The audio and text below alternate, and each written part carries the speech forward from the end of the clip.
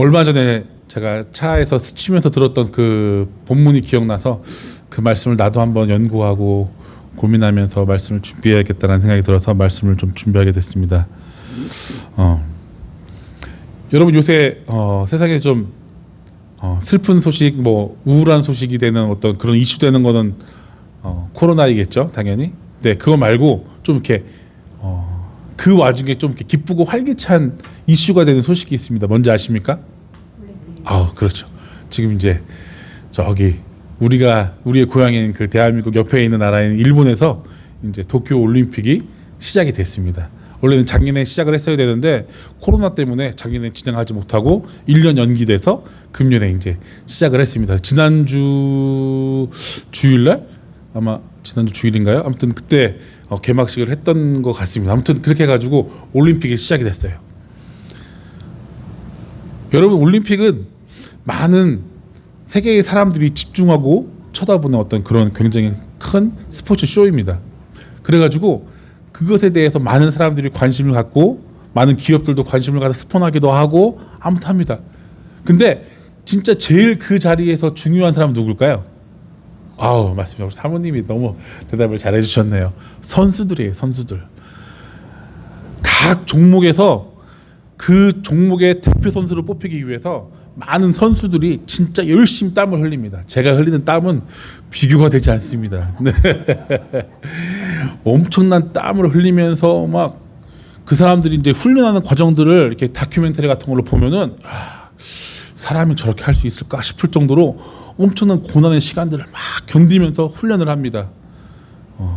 그래서 그렇게 열심히 훈련해가지고 대표로 뽑히게 되면은 그것 자체만으로도 큰 영광이고 아주 큰 명예입니다. 그런데 더 나아가서 그 사람들이 각 나라의 대표로 나아가서 상대방을 이기고 또 이기고 또 이겨서 마지막 파이널에 이겨서 골드메달을 이렇게 달게 된다면은 그 영광은 아마 이루 말할 수 없이 기쁨이 영광이 될 것입니다. 근데 저는 이번 대한민국 올림픽을 준비하는 과정에서 많은 사람들이 열심히 하고 준비하고 있다는 얘기를 듣는데 한 가지 안타까운 소식을 들었습니다. 이 뉴스를 보던 중에 대한민국의 여러 스포츠 종목 가운데 야구 대표팀을 준비하는 사람들이 있었어요.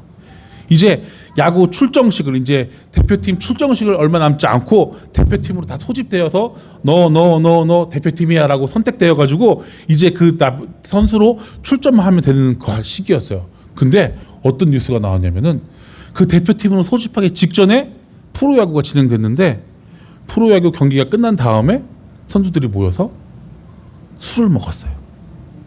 뭐 술 한 잔 먹을 수 있지 그런 게 아니라 지금 대한민국은 여기랑 좀 상황이 틀려요.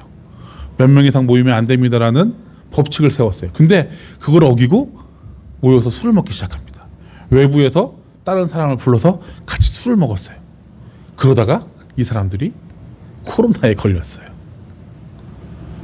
그 중에 어떤 선수는 정말로 힘든 과정을 겪었어요. 어려운 환경에서 힘들게 노력해가지고 프로야구 선수가 됐고 사실은 프로야구에서도 잘 주목받지 못하다가 최근에서야 그 빛을 발하해서 그 결과를 이제 막 이루어져가는 그 과정 가운데 대표팀을 선수로서 뽑혀가지고 이제는 조금만 더 나아가면은 대한민국의 큰 어떤 그 이슈인 군대 문제도 해결할 수 있고 명예도 얻을 수 있고 뿐만 아니라 큰 부와 그 모든 것들을 취할 수 있는 그 자리에 딱 서게 된 사람이 있었어요.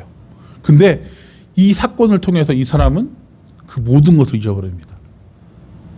올림픽 대표팀 선수로서 박탈된 것은 물론이고 그 자체 팀에서도 6개월간 출전 정지에다가 벌금에다가 자기뿐만 아니라 결국에는 대한민국 프로야구가 지금 스탑이 돼 있어요. 야, 이렇게 문제가 있는데 진행할 수 없겠다라고 스탑을 시켰어요. 저는 이 뉴스를 보면서 한 사람의 개인의 저 실수로 말미암아 저 개인은 물론이고 참 그 공동체에 참 영향을 미치는 게 많구나라는 것을 느끼게 됐습니다. 어쩌면은 비교할 수 없겠지만 오늘 말씀에 나오는 이 아간도 이와 같은 모습이 아니었나 생각을 합니다. 사실 오늘 말씀의 배경이 되는 이스라엘 상황은 어땠을까요? 사실은 정착되지 않은 어려운 상황이었음에도 불구하고 굉장히 아주 뭐라고 말할까요? 힘이 차고 파이팅이 넘치고 뭔가 할 수 있다는 그런 능력이 가득 찬 시기였어요.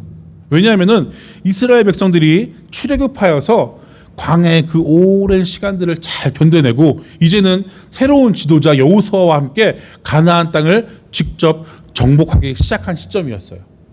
가나안 땅에 들어와서 이제는 하나님께서 베풀어 주시는 은혜로 말미암아 그 땅을 정복하기만 하면은 되는 시기였어요.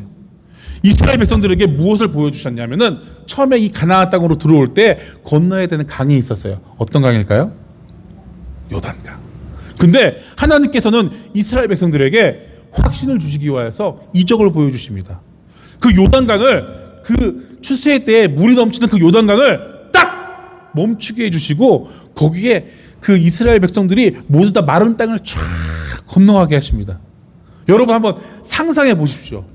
우리 앞에 아주 큰 강이 있는데 저희가 이번에 새로 이사간 동네 앞에는 루이지빌 레이크가 있어요.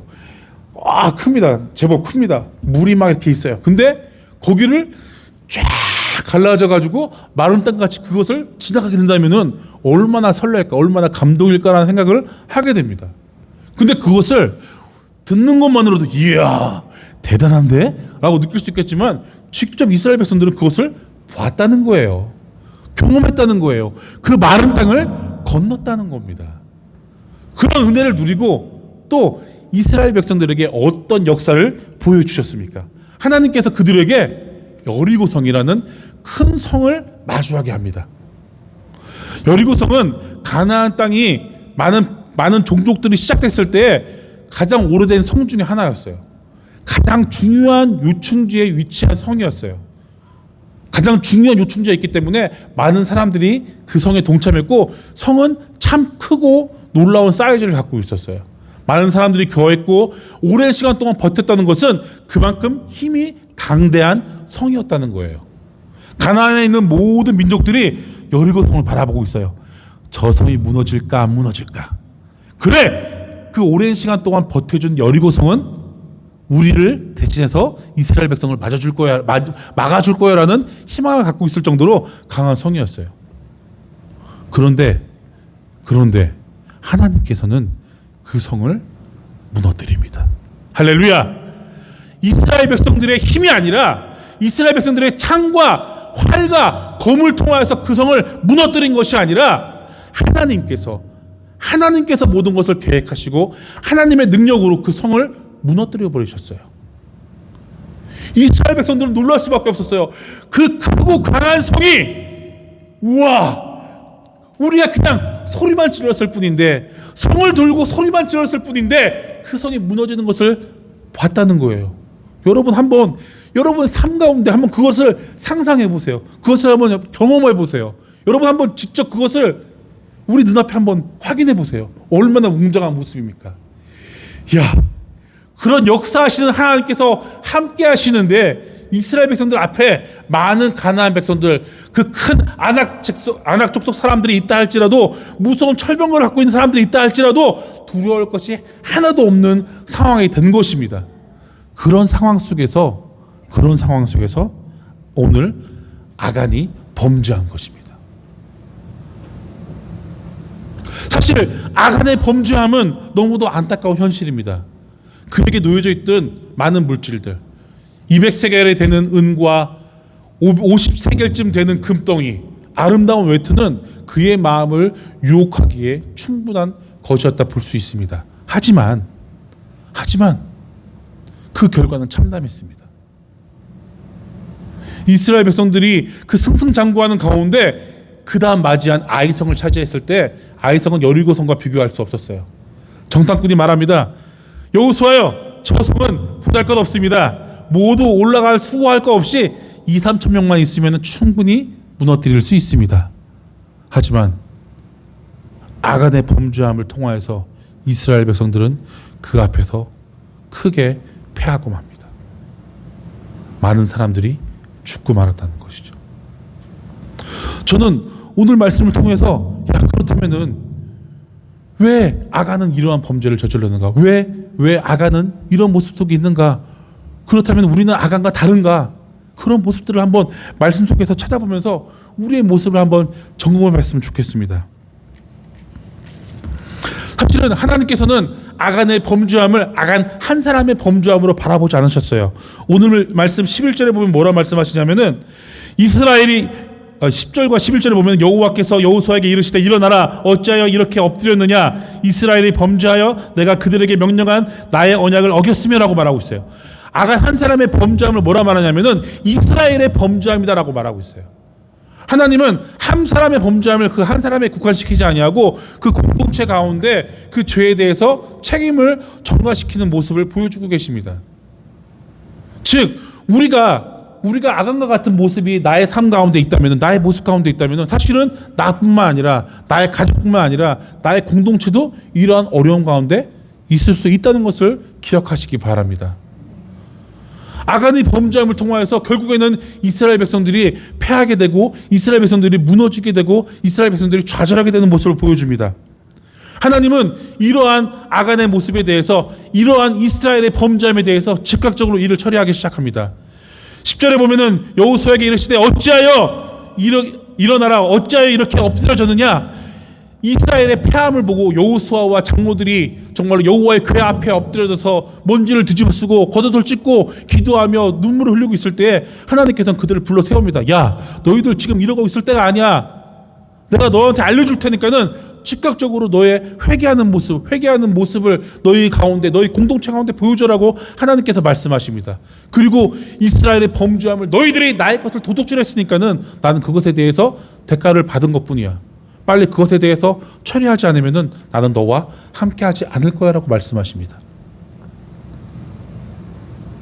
아간은 자기 스스로의 욕심을 바라봤지만은 그것은 이스라엘 백성들에게 옮겨지는 전가되는 아주 무서운 형벌로 다가왔습니다. 하지만 하나님께서는 거기서 끝내주지 않으시고 구원하는 역사의 모습을 보여주십니다. 이스라엘 백성들이 회복할 수 있는 찬스를 다시 한번 주신 거죠. 어떡합니까? 제비를 뽑게 하십니다. 이스라엘의 모든 사람들을 모이게 하시고 12지파 가운데 뽑게 하십니다. 어떤 지파가 뽑혔습니까? 유다의 어떤 이스라엘의 장자 지파라 표현되는 유다 지파가 뽑혔습니다. 그리고 유다 지파 가운데 세라 족속이 뽑힙니다.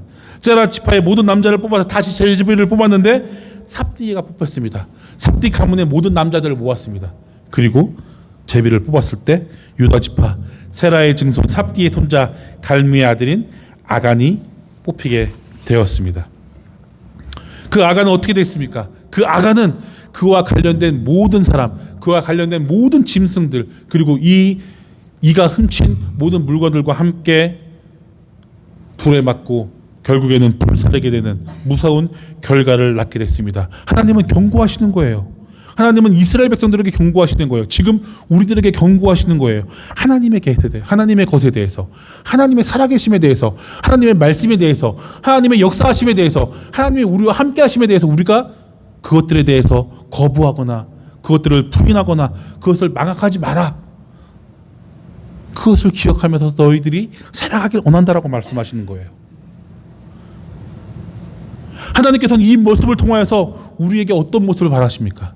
첫 번째로는 하나님의 은혜 속에 살고 있음을 다시 한번 기억하길 원하셨습니다. 앞서 말씀드린 것과 같이 아간은 그 눈에 보이는 물질에 넘어졌습니다. 은 200세겔, 금 50세겔 덩이. 어마어마한 금액입니다. 어마어마한 물질이에요. 그 유혹에 넘어지지 않는다는 것은 쉽지 않은 거예요. 근데 저는 말씀을 준비하면서 한 가지 더 놀라운 사실을 발견하게 됩니다. 여리고성이 결코 작은 성이 아니었다 말씀드렸잖아요. 이와 같은 물질들 오랜 시간이 있었기 때문에 귀하고 귀한 것들이 너무나도 그 성에 많았어요. 금 50세겔짜리 덩어리뿐만 아니라 그보다 더한 재물들이 분명히 있었을 것입니다. 그런데 이스라엘 백성들이 몇 명입니까? 민수기서에 보면은 대략 한 개수한 숫자가 60만 명이 넘는다 말하고 있어요.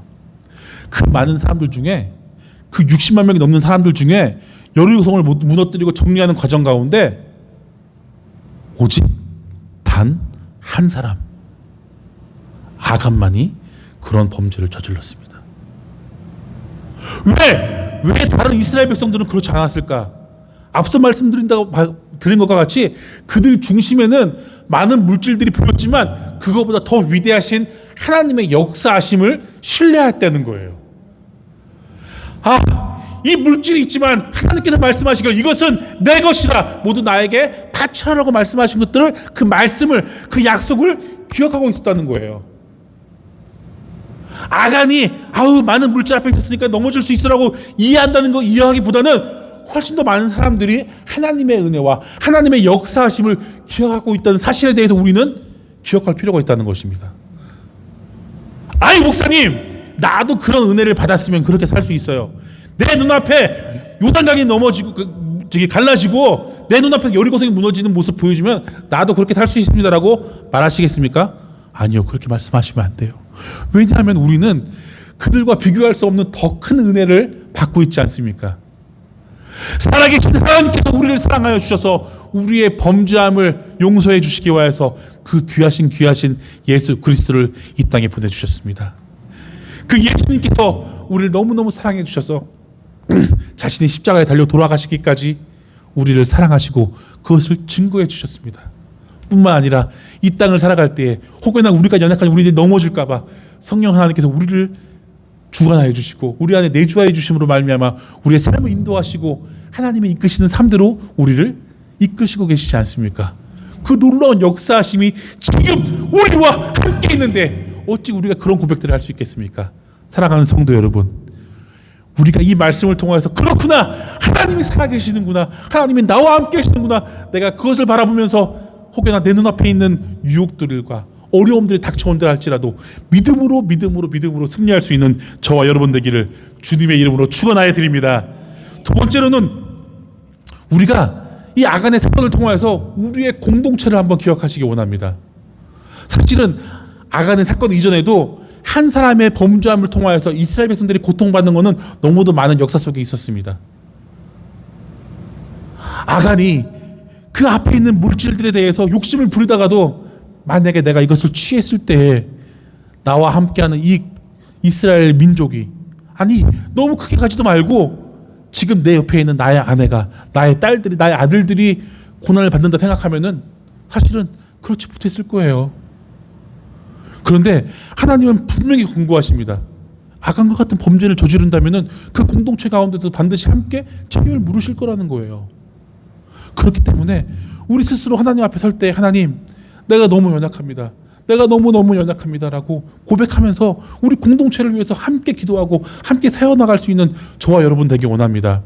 내가 우리 공동체가 나한테 해준 게 뭐가 있어? 노 결코 그렇지 않습니다. 여러분 평안한 마음 있음을 감사하시기 바랍니다. 부족하지만 제가 어려움을 당했을 때 정말로 사랑하는 우리 성도들이 돌아보고 아껴주고 사랑해주는 것을 너무 많이 느꼈습니다. 그래요, 우리 공동체는 그런 공동체예요. 평안할 때는 사실은 잘 못 느낄 수 있어요. 하지만 우리가 어렵고 힘들 때 하나님은 그 공동체를 통해서 위로하게 해주시고 그 공동체를 통해서 우리의 믿음을 다시 한번 잡게 해주시고 아버지를 향해서 나아가게 해준다는 거예요. 그런 공동체를 기억할 수 있는 저 여러분 되기 원합니다. 내가 먼저 잘 살아야지, 내가 먼저 배불러야지, 내가 먼저 평안해야지, 우리 아들, 우리 딸들이 먼저 잘 돼야지가 아니라 함께하는 이 공동체가, 하나님께서 세우신 이 공동체가 더욱더 모두가 다 잘 되고 평안할 수 있도록 우리가 먼저 기도하고 우리가 먼저 헌신하고 우리가 먼저 세워져 나갈 수 있는 저와 여러분 되기를 주님의 이름으로 축원하여 드립니다. 마지막으로 우리가 하나님 앞에 범죄했다면은 이 사건을 통해서 우리가 내가 아간과 같은 죄 속에 있구나라는 것들을 알았다면은 속히 돌아올 수 있는 여러분 되기 원합니다. 아까도 제가 찬양 가운데 하나님께서 나에게 이런 마음을 주심으로 말미암아 하나님께 회개할 수 있는, 기도할 수 있는, 찬양할 수 있는 시간을 주셨다라고 말씀하셨는데, 사실은 아간의 오늘 사건을 보면 어떻습니까? 이스라엘 백성들 가운데 여호수아와 장로들이 모여 있고 그 가운데 하나님의 임재하심이 있을 때 아간도 분명히 느꼈을 거예요. 뭐야? 여호와의 영이 저 가운데 임했네. 그 다음 날 여호수아를 통하여서 민족들이 모였을 때 왜 이래? 분위기가 왜 이래? 제비를 뽑아서 유다 족속에 뽑았을 때 나의 죄 때문이구나라고 고백하면서 하나님, 내가 죄인입니다라고 고백하며 나왔어야 돼요. 하나님, 내가 죄인입니다. 나를 용서해 주세요. 지금 내 앞에 있는 것 때문에 내가 이렇게 범죄했습니다라고 고백하면 나왔어야 돼요. 그런 용기를 가졌어야 돼요. 하지만은 유다 족속이 뽑히고 그 민족 가운데 자신의 어떤 족속들이 뽑히고 가문이 뽑히고 자신의 가족이 뽑히고 할 때까지 아간은 손을 들지 못했어요. 그 결과 어떻습니까? 자신뿐만 아니라 자신의 아들과 딸들과 자신의 가족들과 가축들까지 모두가 다 돌에 맞아 그리고 불에 타 죽는 아주 무서운 결과를 안게 됐다는 거예요. 우리 가운데 죄가 있으면 하나님이 더 잘 아세요. 아유, 옆에 있는 사람이 어떻게 알아? 나만 가만히 있으면 되라고. 그렇지 않습니다. 히브리서 11장에 보면 모세가 말하기를 바로왕의 어떤 그런 위협 속에 있을 때 보이지 않는 분을 통하여서 보이는 것을 이겨냈다라고 표현하고 있어요. 하나님은 우리 눈에 보이지 않지만 우리 가운데 계시고 우리 가운데 역사하시기 때문에 우리는 우리 스스로 있을 때, 혼자 있을 때, 아무도 우리를 바라보지 않을 때 우리는 더 구별되고 거룩한 삶을 추구할 수 있어야 된다는 겁니다. 저도 사실은 저 혼자 있을 때, 스스로 있을 때 너무너무 나태해지고 너무너무 죄성이 가득한 나의 모습을 말씀을 준비하면서 너무도 많이 발견하게 됨을 하나님 앞에 회개했습니다. 아내가 보고 있지 않고 아이들이 보고 있지 않는 그 시간에 나는 그 시간에 하나님과 아주 좋은 교제를 갖는 것이 아니라 내 스스로의 내 삶의 쾌락을 위해서 살아가고 있는 모습을 발견하게 됐다는 거예요. 아간의 그런 죄악이 아간에가만 있는 것이 아니라 지금을 살아가고 있는 나에게도 있다는 거예요.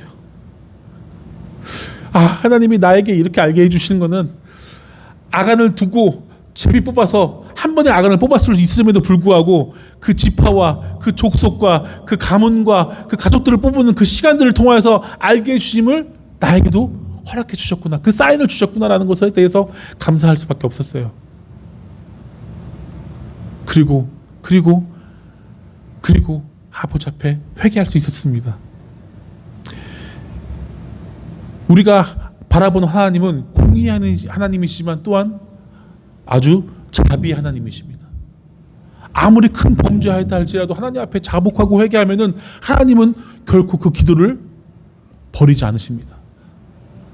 만에 하나 아간이 유다 족속들이 뽑혔습니다 라는 이야기를 들었을 때 제가 죄인입니다, 제가 범죄하였습니다 라고 고백했다면은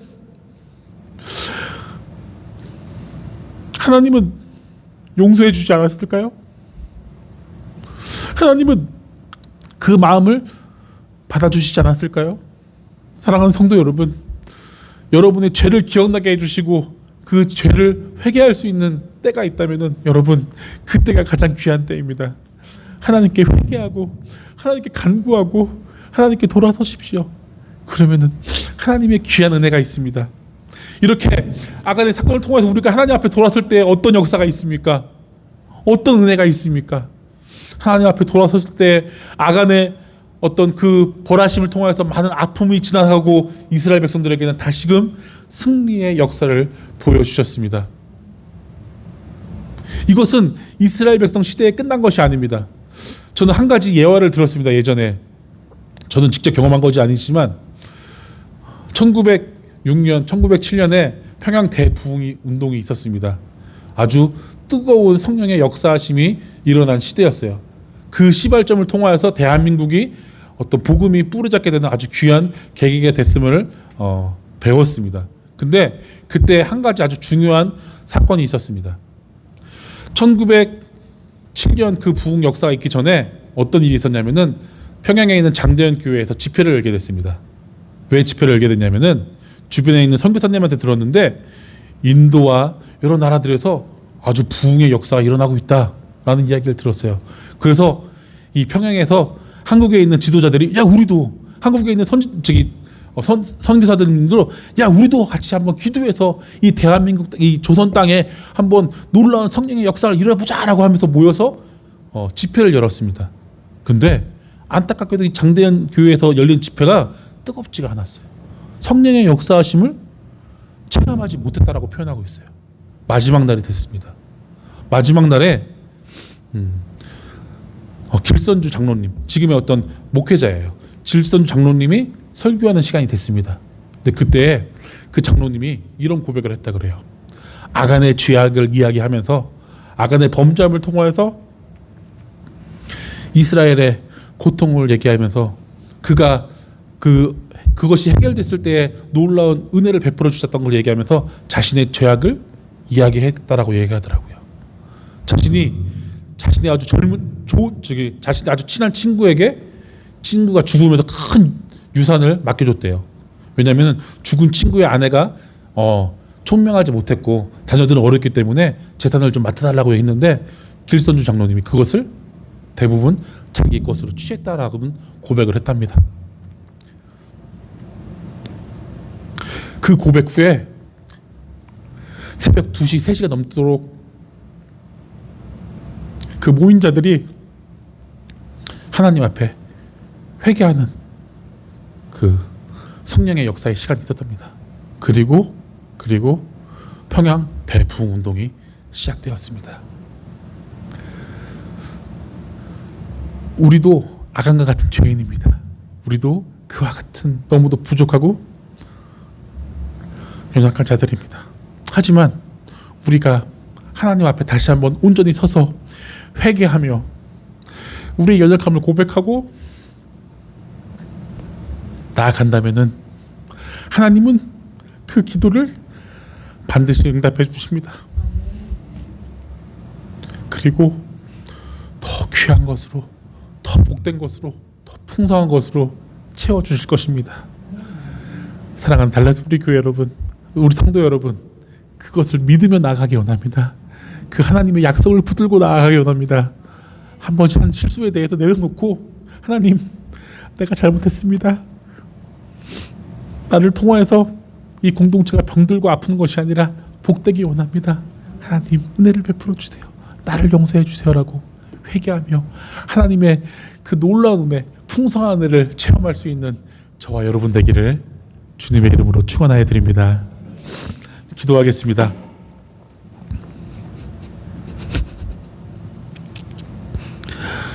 하나님, 나도 아간과 같은 죄인입니다. 아니, 그보다 더 큰 은혜를 입었음에도 더 큰 죄악을 짓고 아직 헤어나오지 못한 죄인입니다. 하나님, 하지만 주님, 하나님의